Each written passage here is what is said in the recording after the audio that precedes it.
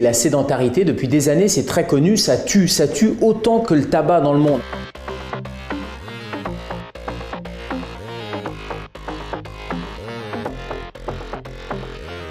La sédentarité, la définition, c'est bouger moins de 30 minutes par jour. Le matin, on prend le petit déjeuner assis, on prend sa voiture ou les transports en commun assis, on va au bureau, on est assis, surtout que les transports en commun ou la voiture, on l'a garée au pied du bureau. À midi, on va faire une pause qui est assise et donc au fil de la journée, on a passé 8 heures en position sédentaire.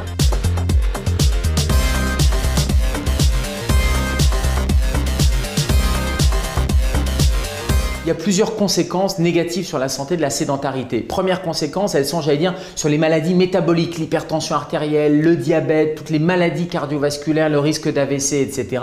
Et ça a un effet direct, c'est l'effet direct de la sédentarité. Et puis il y a l'effet indirect par l'augmentation du poids. Quand on est en surpoids, on a une augmentation de ces maladies. Ce qu'on commence à de mieux en mieux comprendre, c'est l'effet sur les cancers aussi. Augmenter sa sédentarité, c'est malheureusement augmenter le risque de cancer.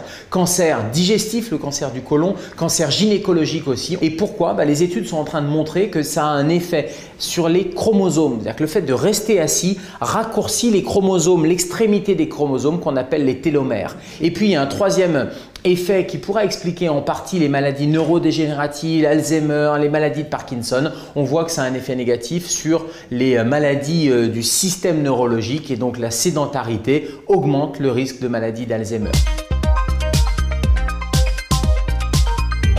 Demain, vous allez par exemple prendre le métro ou le bus, mais vous allez vous arrêter 1 ou 2 arrêts avant d'arriver sur votre lieu de travail. Ça, c'est un excellent moyen déjà de marcher et de faire vos 10 000 pas par jour, puisque 30 minutes de marche par jour, c'est 10 000 pas par jour. Deuxième conseil pour éviter la sédentarité, quelle que soit votre activité, levez-vous toutes les 2 heures. Vous pouvez vous mettre une alarme d'ailleurs sur votre téléphone portable et vous levez. Vous faites 2-3 minutes pour pouvoir marcher, bouger. Et puis, troisième conseil, allez, vous oubliez l'ascenseur et vous allez marcher. Vous montez les escaliers et vous descendez les escaliers.